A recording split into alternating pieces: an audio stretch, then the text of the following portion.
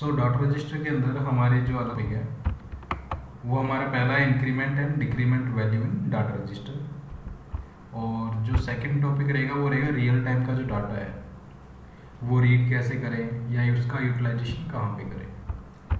और जो थर्ड है मेरा move, D move, B move, F move, ये कुछ इंस्ट्रक्शन है डाटा रजिस्टर में जो कि हम यूज़ करेंगे आगे, तो ये भी इसी टॉपिक में देखेंगे। और चौथे नंबर का है मेरा change timer value using data register. पांचवा है change counter value using data register. और सिक्स्थ है मेरा add, subtract, divide, multiplication instruction. तो सबसे पहले अभी हम देखते हैं increment and decrement data register.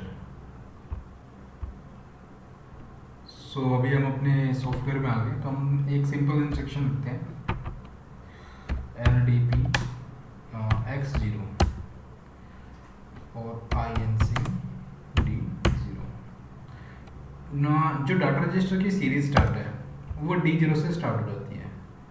मैं आपको दिखा दूँ डिवाइस कमेंट में, यहाँ पे डाटा रजिस्टर है। जैसे अभी मैंने D0 यूज़ किया ना, तो यहाँ पे स्टार्ट लिखा हुआ आ गया।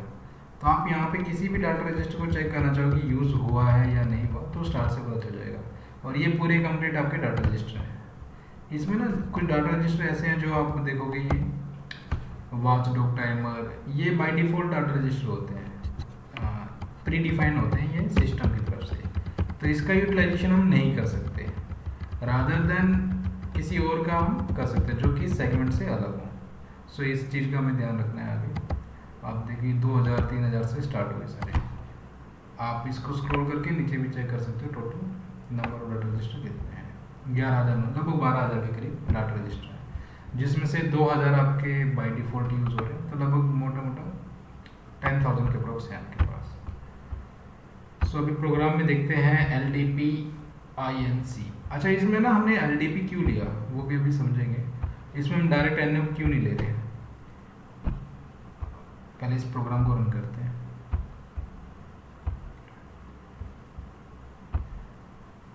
ठीक है, अब मैंने सेट ऑन किया, इंक्रीमेंट होगा K1, ठीक है। फिर दोबारा सेट ऑन किया K2, K3, ठीक है। मतलब जितनी बार आप प्रेस करोगे, जैसे हम काउंटर में करते थे, तो वैसे सेम इसमें इंक्रीमेंट होता रहेगा। INC का मतलब क्या होता है, इंक्रीमेंट। ये एक टाइप की इंस्ट्रक्शन है, ठीक है।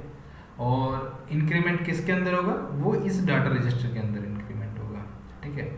तो ये हमने ले लिया। और इससे इंक्रीमेंट वाली कंडीशन में हमेशा स्टार्टिंग में राइजिंग एज ही लेनी है। क्यों लेनी है उसको भी समझ लेते हैं।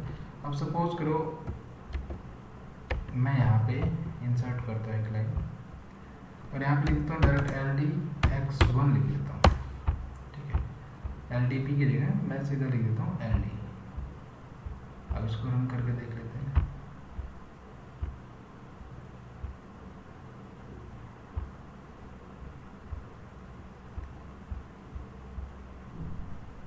ठीक है, अब क्या होगा, जैसे मैं इसको ऑन करूँगा ये वैल्यू देखिएगा स्टार्ट कंटिन्यूस भागनी स्टार्ट कर दी। इसलिए मैं अभी क्या है ना, इसका मतलब क्या, ये एक स्कैन टाइम के बाद आपका इंक्रीमेंट करता है, ठीक है। ज़्यादा कंफ्यूज मत होना, सिंपल सी बात है कि आपको राइजिंग एज लेना है अगर आप इंक्रीमेंट की इंस्ट्रक्शन यूज़ कर रहे हो। डायरेक्ट एनुअल लोगे तो परमानेंट जब तक वो रहेगा ना, जब तक इसके अंदर इंक्रीमेंट स्टार्ट होता रहेगा, ठीक है। एक चीज़ और कर सकते हो, अगर मान लो यहाँ पे आपको एनुअल लेना ही पड़े, तो उस कंडीशन में आप ये यूज़ कर सकते हो।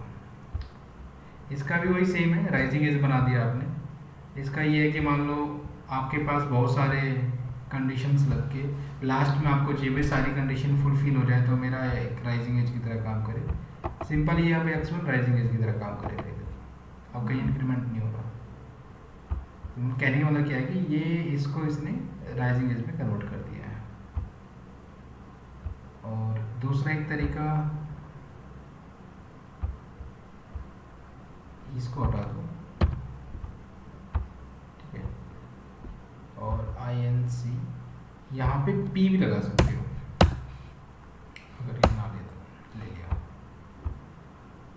यहाँ पे आपने P लगा दिया। अब क्या होगा, अब ये जो भी आपके इंक्रीमेंट करा रहे हो, मतलब अगर डायरेक्ट एन भी ऑन है तो ये अपने हिसाब से सिर्फ इसकी राइजिंग एज उठाएगा, एक उठाएगा।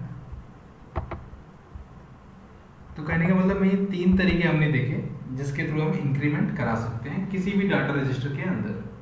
अब इसकी एप्लीकेशन क्या है ये आप खुद डिसाइड करो कि आप इसको यूज़ कहाँ करना चाहते हो। आपकी एक एप्लीकेशन होगी जहाँ पे आपको इन मॉल के अंदर कितने बंदे इन हुए कितने आउट हुए वो अपने काउंटर के थ्रू किया था ना, वो थोड़ा कॉम्प्लिकेटेड सा हो गया होगा। इसमें देखना बड़ा सिंपल तरीके से हो जाएगा। और अगर मैं इसको डिक्रीमेंट और करूँ साथ में तो इसको हटाते हैं DC D0।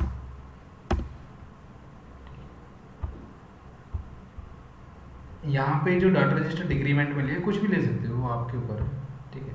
और सेम डाटा रजिस्टर 2 अलग अलग जगह पे ले सकते हो, बस कंडीशन ध्यान रखना कि दोनों में एक टाइम पे कभी वैल्यू मूव ना हो। अब देखो मैं यहाँ से इंक्रीमेंट करता हूँ, पहले सपोज करो ये इन का है, इन हुआ 2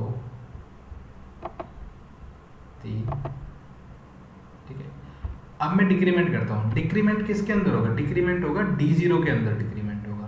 तो अगर अभी 3 है तो जब ये ऑन होगा तो 2 हो जाना चाहिए, 2 हो गया, ठीक है। दोबारा ऑन करूंगा 1 हो जाएगा, दोबारा ऑन करूंगा 0 हो जाएगा, तीसरी बार ऑन करके देखते क्या होता है, माइनस में वैल्यू आ गई, ठीक है। तो इस तरीके से ये इंक्रीमेंट और डिक्रीमेंट का हमने कंसेप्ट समझा। एप्लीकेशन जब आप आगे बनाओगे तो उसमें आपको यूजफुलनेस होगी। और दूसरा ये आपको कि जो डाटा रजिस्टर का कंसेप्ट है वो डाटा रजिस्टर यहाँ से आपको थोड़ा और ज़्यादा क्लियर होना स्टार्ट हो जाएगा। सो आई होप आपको समझ में आया होगा। अगर कोई भी डाउट रहे तो आप पूछ सकते हो। Thank you so much.